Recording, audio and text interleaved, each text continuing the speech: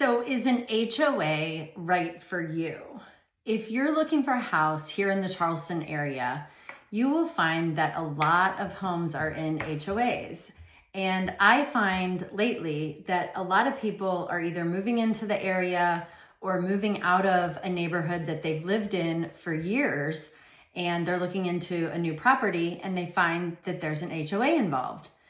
Some people are very vehemently against HOAs, and then other people really want an HOA. So I thought this was a great time to talk about what an HOA is, what it can do for you, what are the fees and rules associated with an HOA. I think it might be a little helpful. So first, I want to say that all HOAs are different, and not every community has an HOA. Some HOAs can be mandatory, some are not. Maybe there is a boat launch or a dock in the neighborhood, and if you want to participate in using that one thing, then you are going to have to buy into this HOA, or I don't think buy-in's the right word, but maybe pay the fee to belong to the HOA so that you can use that benefit. And then other neighborhoods like planned communities, that's where you don't have a choice in the matter, and the HOA is there to help protect your property and help keep the look of the neighborhood being the way they wanted it to. So let's dive into those communities, because I find that those are the ones that people really don't like, or the ones that don't have an HOA at all. Some people are very much against that kind of situation. Both are good, both can be bad. There's really no right or wrong. It's just what's good for you.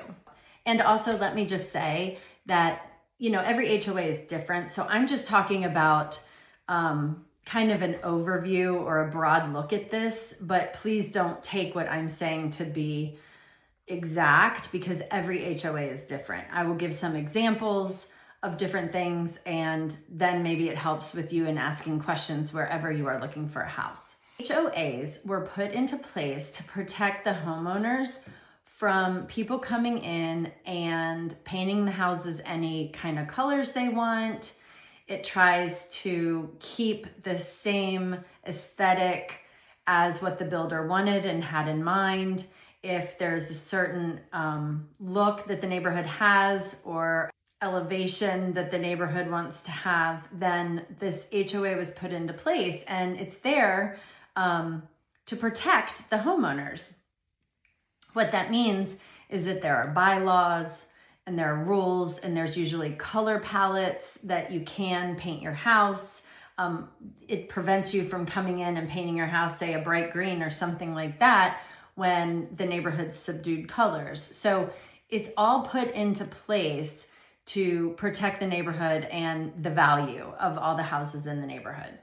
That being said, when you have the bylaws, these bylaws start out with the builder. When the builder then gives the neighborhood to the community, those bylaws can't be changed very easily. So if you want to change something in those bylaws, you then have to have a vote, and there's usually a percentage of people that have to agree with a change in order to get that change. So that is actually one negative thing to an HOA.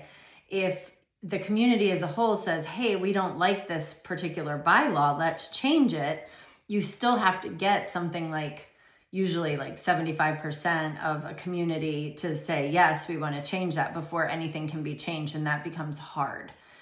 Also, for example, colors. Let's say the neighborhood started out with a certain group of colors, and 20 years later, these houses, they're tired of those colors and they want to update the color scheme, but they can't because they don't have buy-in from everybody to change it. So those are some downsides to the HOA. But the other piece that's really great with the HOA is that, if you have a neighbor that's not taking care of their property, they can get a letter and they can get, information that says, hey, take care of your property or else we're going to fine you. On the flip side, you might not want to be fined if you're having trouble keeping up with your property and you're not happy about it, but you just can't put the effort in. So again, that could be looked at as a positive or a negative. But here in Charleston County, We have a lot of properties that are in HOAs, and I would say there's more that are in HOAs than are not. That doesn't mean that they're all planned communities, and the HOAs could all be very different in what they require and what the expectations are. When you are moving into a community with an HOA, it's really important to understand that here in South Carolina, you do not have to be given the HOA guidelines when you buy a house. You do sign at settlement that you understand that the property is in an HOA, and you do agree to abide by those laws and governing covenants. So even though you might not know what those laws and rules are, you're agreeing to it. So a lot of times when problems arise, you'll hear people say, well, I didn't agree to this. I'm not doing that. Well, you actually did when you signed for your house. There are papers within your settlement documents that usually your attorney will say something like, and this form tells you that you're in a HOA and you will abide by the covenants, and you just sign on and you keep on going because you think, yeah, until there's a problem. I find that that's one of the things that people complain about the most, is that everything's fine until it's not fine for them. And then they say, well, I didn't agree, but they did, and they didn't realize it. So that's something to keep in mind. But I would say one of the biggest things that people don't like about an HOA, but I actually think it's a good thing, to be honest, is that in HOAs, usually you cannot have work vehicles with writing and like work trucks and, company names and all that wrapped on your vehicle, and work trucks and, plumbing equipment and all of that. A lot of neighborhoods with HOAs won't allow that.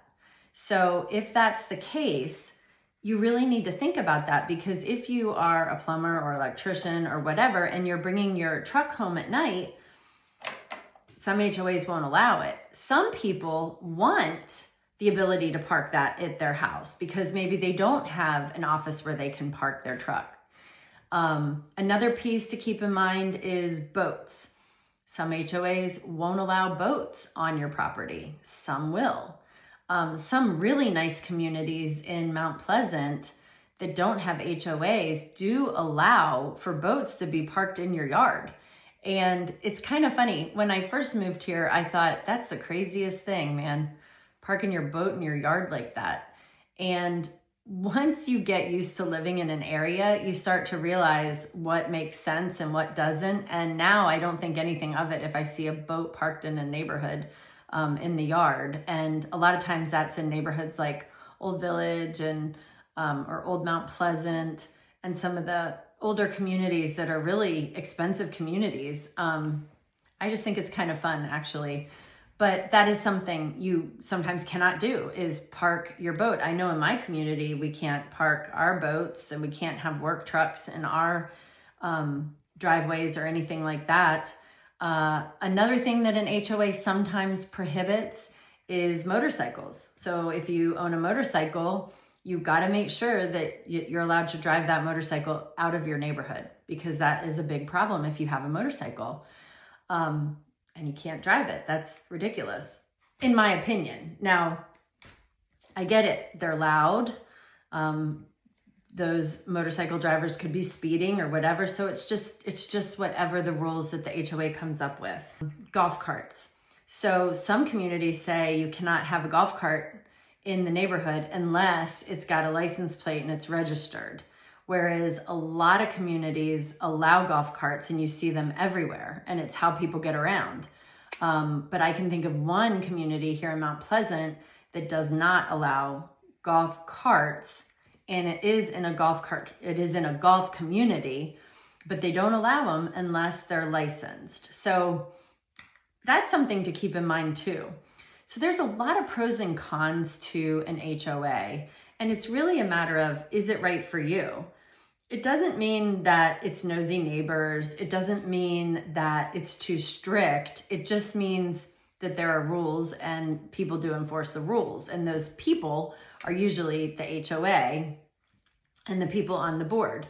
And those are unpaid positions. It's just your neighbors doing their job.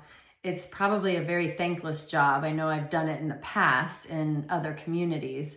You know, it's neighbors just looking out for property values, trying to keep the property values up and to keep the neighborhood the way it was when everybody bought into it. So another thing to mention, HOAs have HOA dues. So every month you can pay your dues, or some communities it's quarterly or twice a year.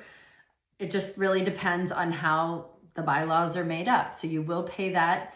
Those HOA dues can go up. It's something to keep in mind. Usually there's notice and usually they explain to you why, but that is a fee that's not fixed. So when you purchase in a community like that, know that that fee could go up. The other piece is that here in South Carolina, at least in the Charleston area, there's such a thing as an HOA transfer charge. It is becoming a bigger and bigger thing, and the fees seem to keep going up and up. What that HOA transfer charge is, and you know, as agents and as a seller, you're always going to say buyer to pay, and that transfer fee is a buyer paid fee unless it's negotiated that the seller pays it, or maybe both parties share it, they split it. But it's a percentage most of the time of the sales price, or it's a flat fee. So you could have $1,000 fee to be paid for by the buyer at settlement to transfer the property. That money goes to the HOA for capital improvements. So it's money that's there and it grows so that you can keep the facilities in your neighborhood at a certain standards. Like if you have a pool in the neighborhood or a clubhouse or a fitness center, or even just maybe you don't have all that in your neighborhood, but you have nice landscaping. I mean, money needs to be there to take care of the properties. Otherwise, if it's not, you're going to get assessments for those things when the time comes to have an upgrade or if something goes wrong. So there's a lot that goes into it that I think people don't think about when buying a house. I think the main point of this is to say, sometimes you think you don't want one and you do. Sometimes you think you're fine with one and you're not. You really have to kind of investigate and see, based on your situation, what you need and what you're looking for. I pretty much have always lived in a community with an HOA. So to me, it is no different and it's just the way it is. But I can see a lot of neighborhoods that I would live in that don't have HOAs. I think here in Charleston, a lot of planned communities, a lot of communities that look nice and have pools, you have to have an HOA. You can't run that pool without it because it costs money. So HOAs can be expensive. HOAs add to your monthly mortgage payment technically, or you just pay it up front at the year. It does cost you money. But I do think overall HOAs do keep property values up, and I don't think that they're a bad thing. Doesn't mean they're for everybody. Doesn't mean they don't come with frustration, but I do think they're a good thing. So if you are buying a house and you are considering an HOA or want to know neighborhoods that don't have an HOA, please reach out. I'm happy to help and give you that information. As always, I'm here for any of your real estate needs or questions. Thanks so much, and feel free to share this video with anyone you know who might be looking for a house.